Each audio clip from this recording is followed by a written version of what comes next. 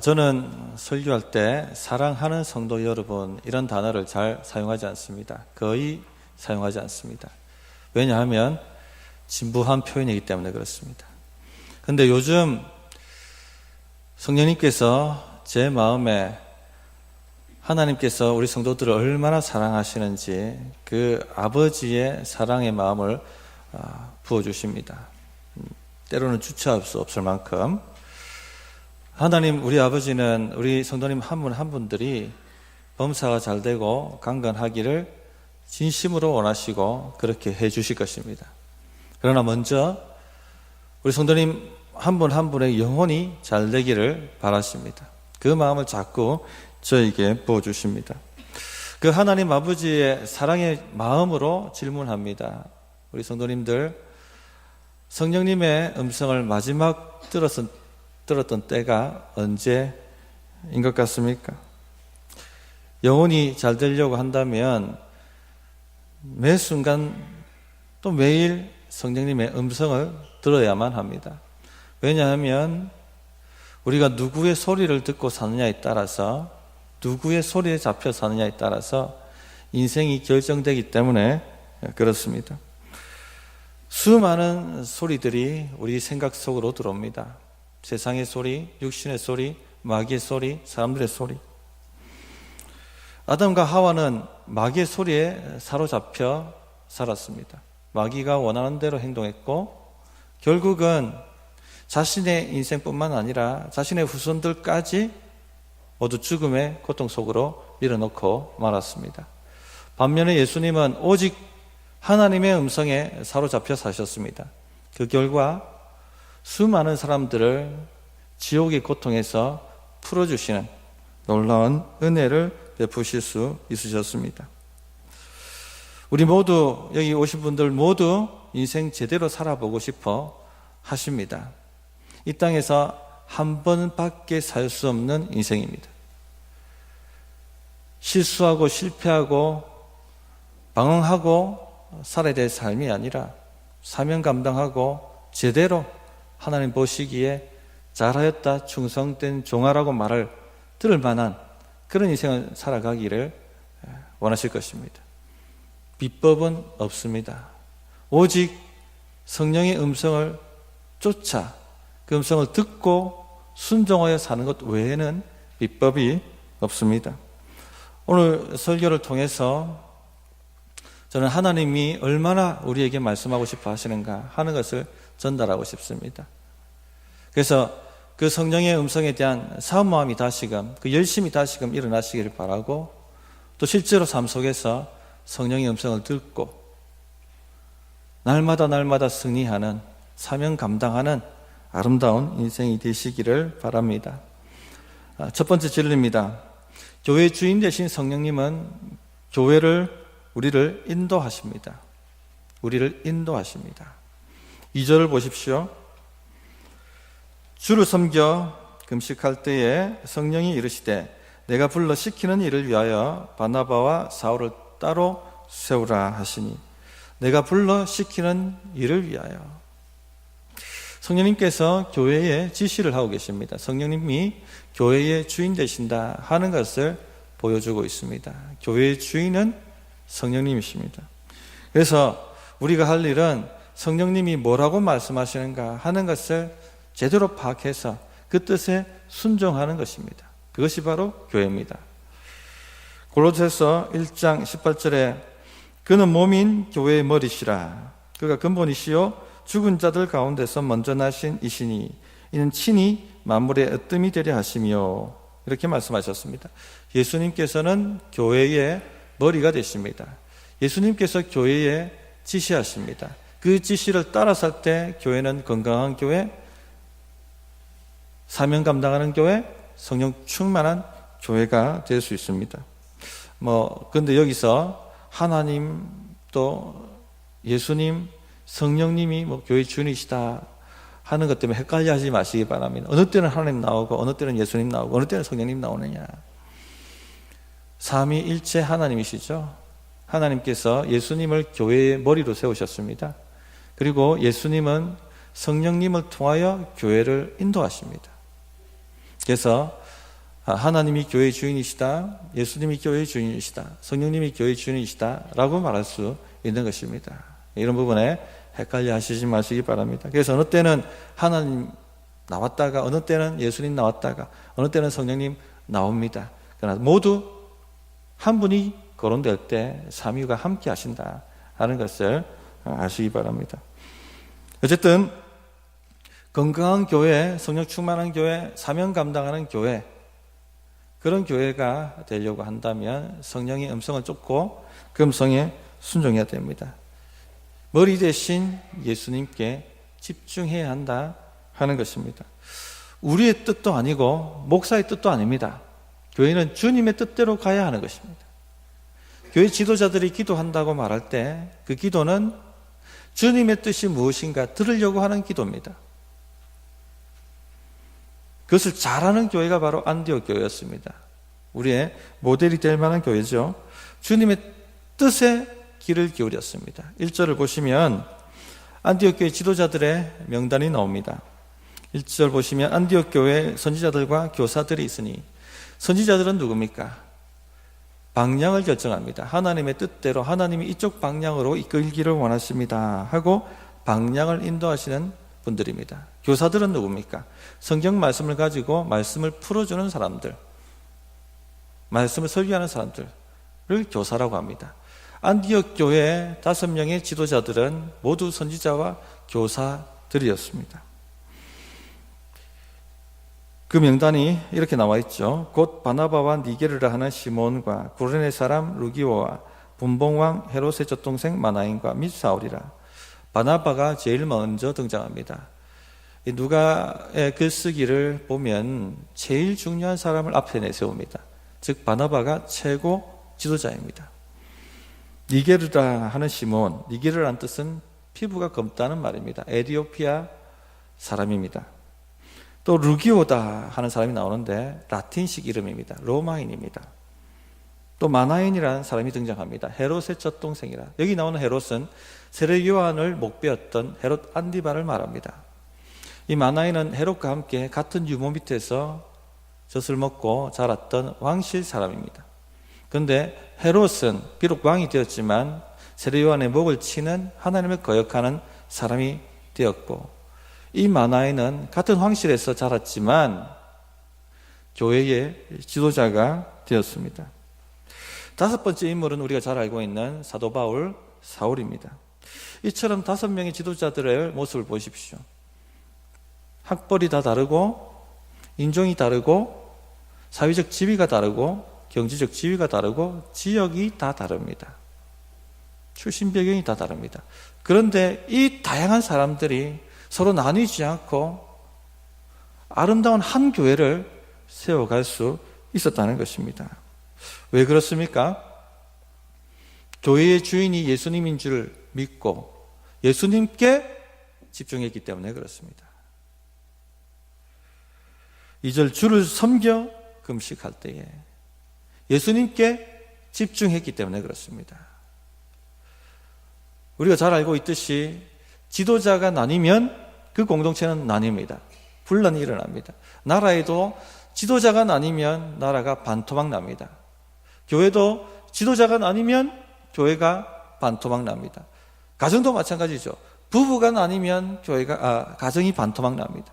어떤 공동체든지 지도자가 나뉘면은 혼란에 빠지고 반토막 나게 되어 있습니다. 사분오열하게 되어 있습니다. 그래서 우리가 흔히 쓰는 구호가 하나 됩시다 하는 말을 자주 사용하지 않습니까?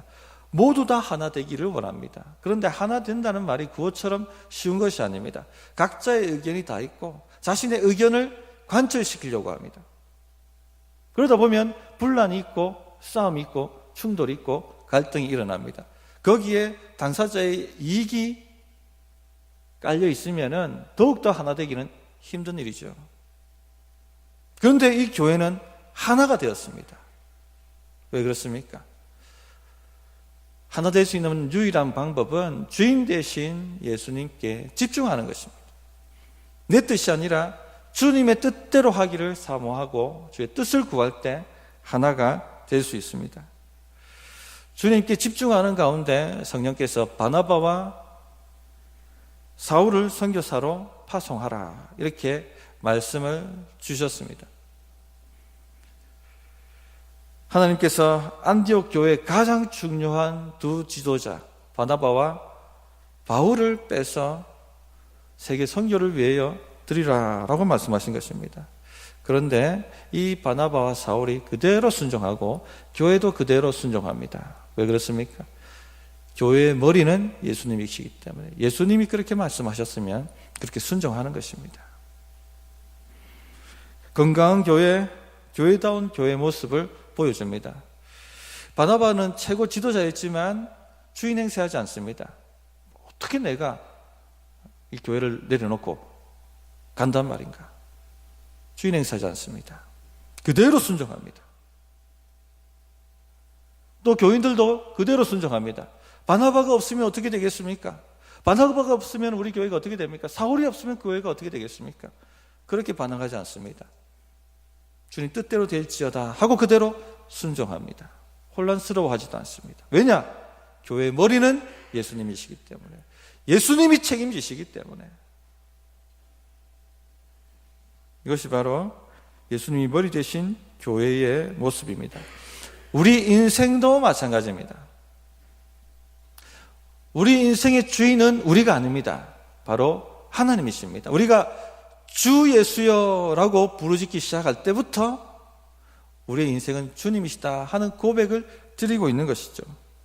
로마서 14장 8절에 우리가 살아도 주를 위하여 살고 죽어도 주를 위하여 죽나니 그러므로 사나 죽으나 우리는 주의 것이로다.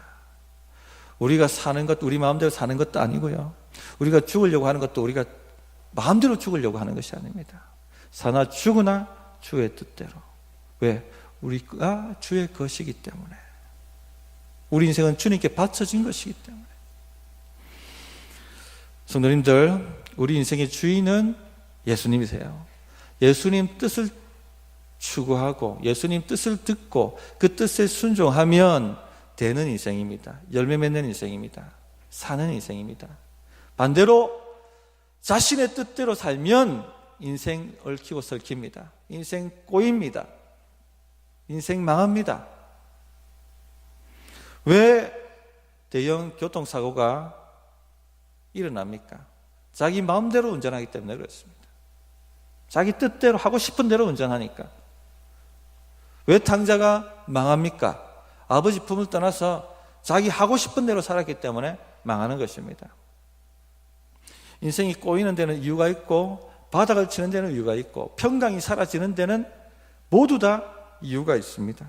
주인 대신 주님의 음성을 따라 살지 않기 때문에, 자기 뜻대로 살기 때문에 주의 음성을 들으셔야 됩니다. 잠언 16장 20절에 삼가 말씀에 주의하는 자는 좋은 것을 얻나니 여호와를 의지하는 자는 복이 있느니라.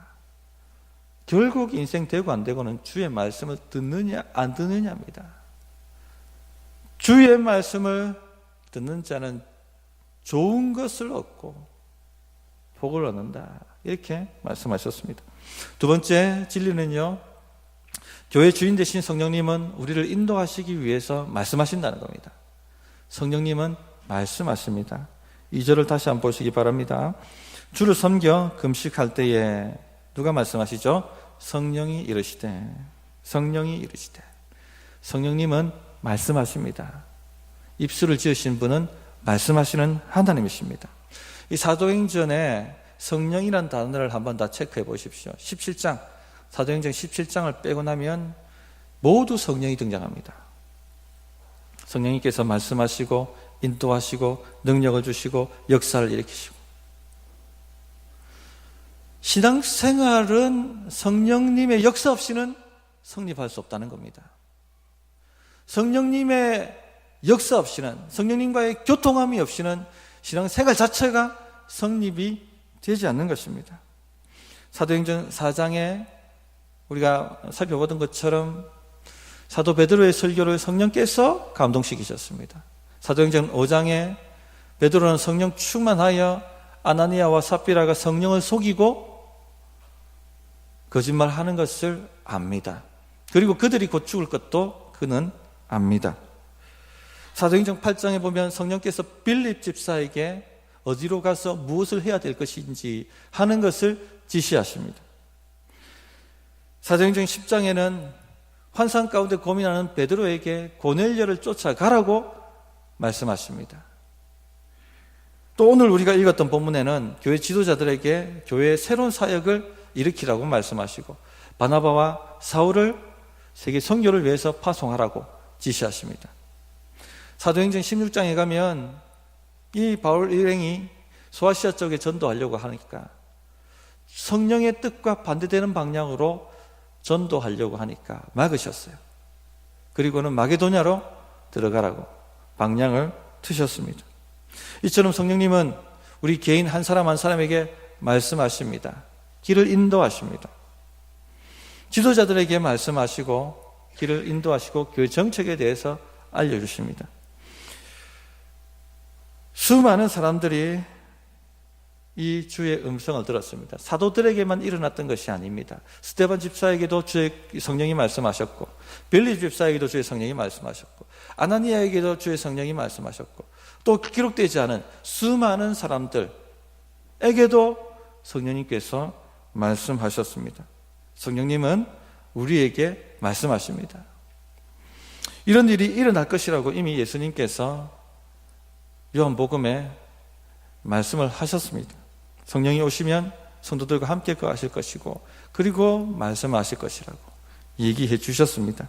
요한복음 14장에 보면 26절에 너희에게 모든 것을 가르치시고 내가 너희에게 말한 모든 것을 생각나게 하시고, 요한복음 15장에 가면 나를 증거하실 것이요, 요한복음 16장에 가면 너희를 모든 진리 가운데로 인도하시리니 장래일을 너희에게 알리시리라, 이렇게 말씀하셨습니다.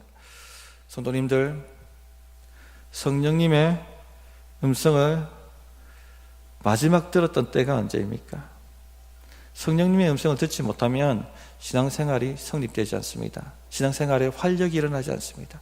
왜냐하면 성령님이 우리에게 오셔서 믿음을 일으키시고 위로하시고 격려하셔서 사명 감당할 수 있도록 능력을 공급하시는 분이신데, 성령님의 음성을 듣지 못하면 활력을 얻지 못합니다.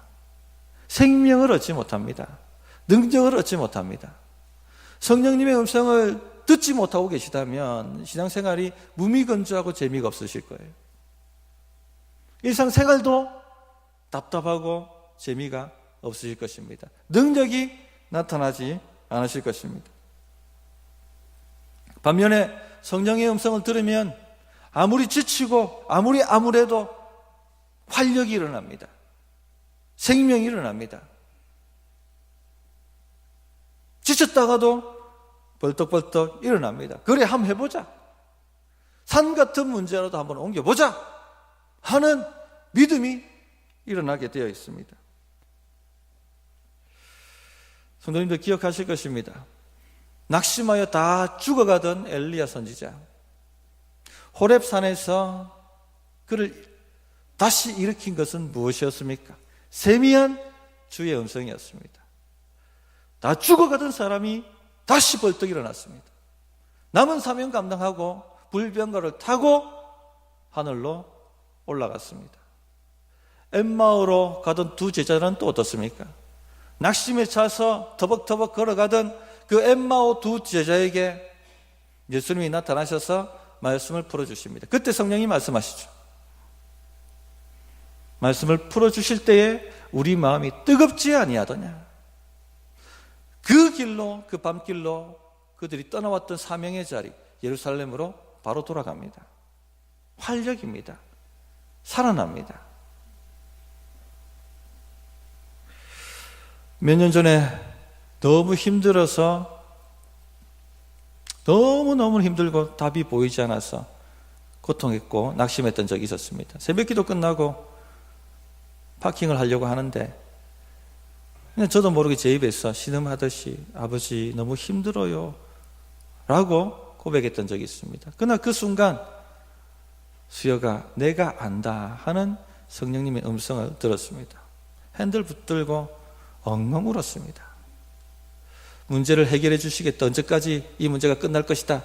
그렇게 말씀하신 것이 아니라 단지 안다고 말씀하셨는데 제 마음에 말할 수 없는 위로와 격려가 들어왔습니다. 그래 한번 해보자. 그래 한번 해보자. 언제까지 하는지 한번 해보자. 믿음의 힘이 올라오고 죽어가던 사람이 벌떡 일어나게 되었습니다. 또 어떤 집사님 자녀 문제 때문에 늘 근심하고 걱정하며 노심초사하면서 새벽에 기도하셨더랬습니다. 기도 가운데 주의 성령께서 내 자녀를 위해서 더 이상 걱정하지 마라. 내가 책임진다. 그날 그 자녀가 국어시험을 완전히 망쳐버렸습니다. 예전 같으면은 낙심에 차서 죽으니 사니 했을 텐데 그날따라 마음이 평강해지더랍니다.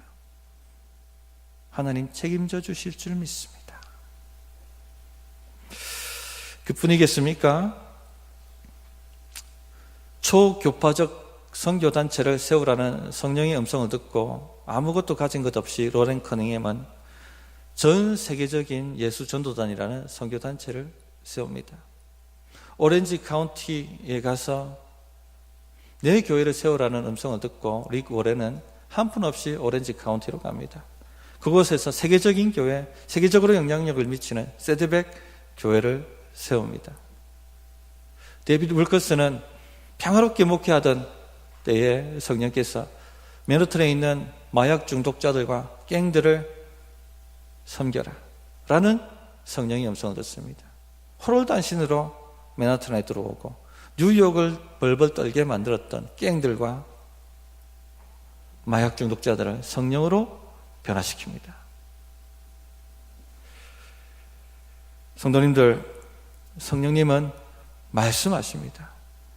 인도하십니다. 그 말씀을 듣고 순종하면 우리가 상상할 수 없었던 초자연적 일이 일어나고 사명을 감당할 수 있게 됩니다. 하나님 수준의 일을 경험할 수가 있게 되는 것입니다. 성도님들, 우리 생각은 진공 상태가 아닙니다. 수많은 소리들이 우리 생각 속으로 들어왔다가 나갑니다. 세 가지 소리가 대표적으로 들어오죠. 마귀의 소리, 육신의 소리, 성령님의 소리입니다. 마귀의 소리가 우리 생각을 장악하려고 합니다. 최후의 만찬 석상에 유다에게 예수님을 팔 생각을 집어넣었던 것은 다름 아닌 사탄이었습니다. 사탄이 유다에게 예수를 팔 생각을 집어넣더라. 가이사라 빌립보 지방에서 십자가를 지지 말라고 예수님의 십자가 길을 방해했던 사람은 베드로였습니다. 그에게 그런 생각을 집어넣었던 것은 다름 아닌 바로 사탄이었습니다. 주여 그리하지 마옵소서. 주여 그리하지 마옵소서. 사탄아 내 뒤로 물러가라. 사탄은 지금도 우리 생각을 장악하기 위해서 소리를 집어넣습니다. 또 육신의 소리가 있습니다. 씨뿌린 비유에서 육신의 정욕과 안목의 정욕과 이생의 자랑과 지리의 유혹이 말씀이 결실하지 못하도록 막는다. 성령의 음성을 방해한다는 겁니다. 성령의 음성을 듣지 못하도록 육신의 소리가 우리 생각 속에 들어온다 하는 것입니다. 마찬가지로 성령님도 우리에게 말씀하십니다. 내가 문 밖에 서서 두드리노니 내가 문을 열면 내가 들어가 너와 더불어 먹고 마시리라. 지금도 성령님은 우리 마음을 녹하고 계십니다. 내 음성을 들으라.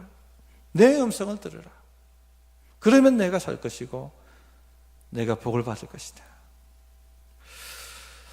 성도님들, 누구의 음성을 듣고 살아가고 계십니까? 육신의 소리를 듣고 사시는 분들은요, 육신의 소리에 사로잡혀 사시는 분들은 육적입니다. 생각하는 것이 정욕적이고 세상 쾌락 외에는 관심을 가지는 것이 없습니다. 자기 성질을 이기지 못하고 진리에는 관심 없고 늘 쓰러지고 자빠지고 문제에 걸려 넘어지고 답답하고 만족이 없음에도 불구하고 왜 내 삶이 이런지를 도무지 파악조차 하지 못합니다. 육신으로 가득 찼기 때문에 그렇습니다. 심지어 유다처럼, 사울 왕처럼 자신의 인생을 파괴시켜 버리기도 합니다. 성도님들, 사울 왕의 말년은 잘 아실 것입니다. 하나님의 음성을 죽으라고 거부했습니다. 누구의 소리를 들었습니까? 육신의 소리를 들었습니다. 결국은 악령에게 사로잡혔고 악령이 불러주는 대로 살다가 망하는 인생이 되었습니다. 사사 삼손은 또 어떻습니까? 그도 주의 음성보다는 육신의 소리에 귀를 기울였습니다. 정욕적으로 살다가 결국은 두 눈이 뽑히고 비참하게 죽는 최후를 맞이하고 말았습니다.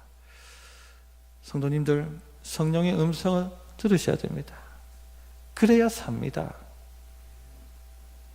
마지막 성령의 음성을 들었던 때가 언제입니까? 마지막 성령의 음성을 들었던 때가 언제입니까?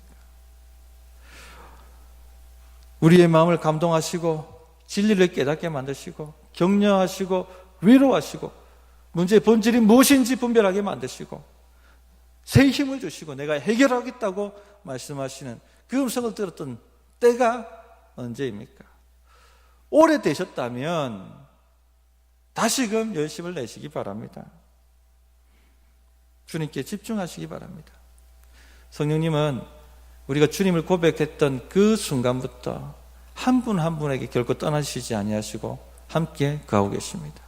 우리가 비록 주목하지 않았다 할지라도 그 두드리는 소리를 주목하지 않았다 할지라도 여전히 우리 안에 계시며 우리에게 말씀하고 계신 분이십니다.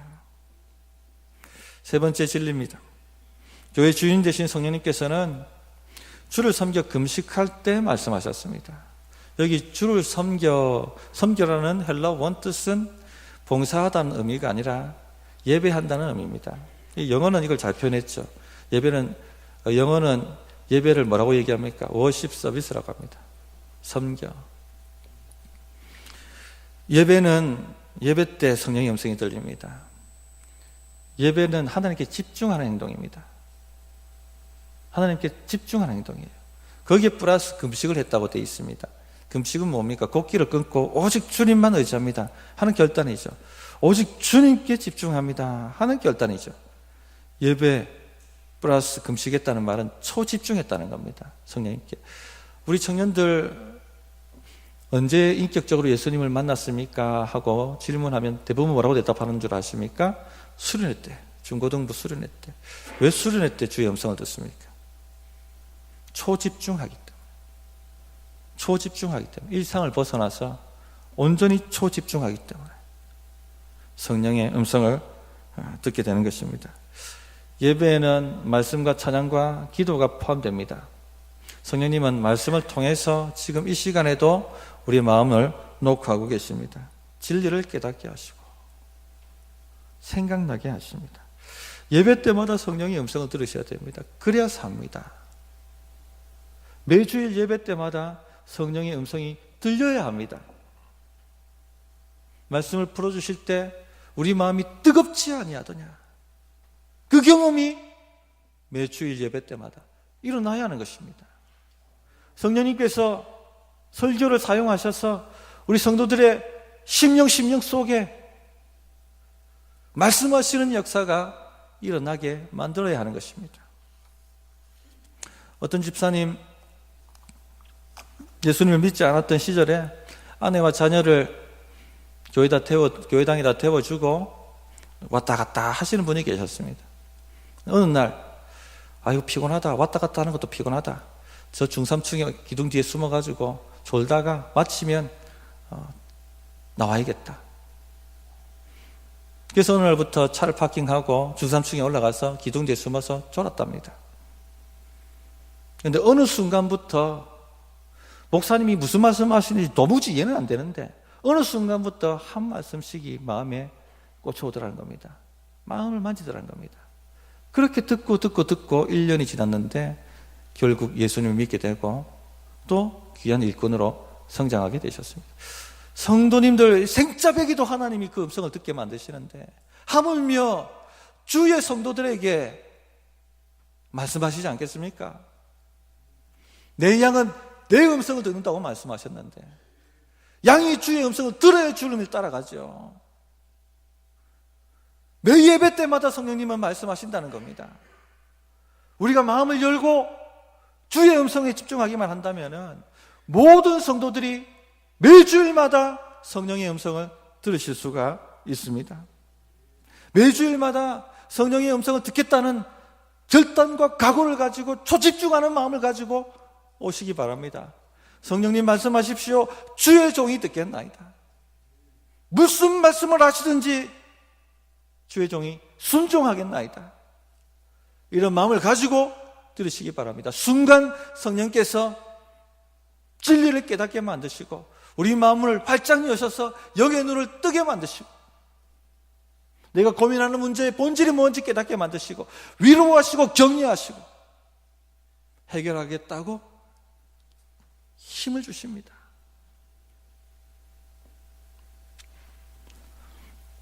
어떤 분들은 예배에 대한 열정이 없으신 분들이 있습니다. 라고디게아 교인처럼 아무리 바빠도 예배는 타협할 수 없는 것입니다. 예배는 우리 삶의 초우선권을 두어야 할 것입니다. 왜냐? 예배하는 곳이 바로 하나님이 공식적으로 우리에게 말씀하시는 자리이기 때문에 성령의 음성을 공식적으로 듣는 곳이 바로 예배의 자리이기 때문에 우리 영혼을 소생케 만들고 우리의 길을 인도하고 새로운 사역의 문을 열고 새로운 인생의 문을 열고 사막에 강을 내시고 광야에 길을 내시는 음성이 예배독에 있다면 그 가치를 안다면 다른 것과 예배를 견주시겠습니까? 결코 그렇게 할 수가 없습니다. 아파트 한 채 값보다 더 가치가 있는 것이 예배 한 시간이라는 것을 아신다면 결코 예배를 포기하지 않으실 것입니다. 예배 가운데 주의 음성을 들으셔야지 삽니다. 마리아와 마르다 이야기를 아실 것입니다. 주님 초청했습니다. 주의 음성을 듣기 위해서. 마르다는 일에 분주했습니다. 일도 하고 저 일도 하고.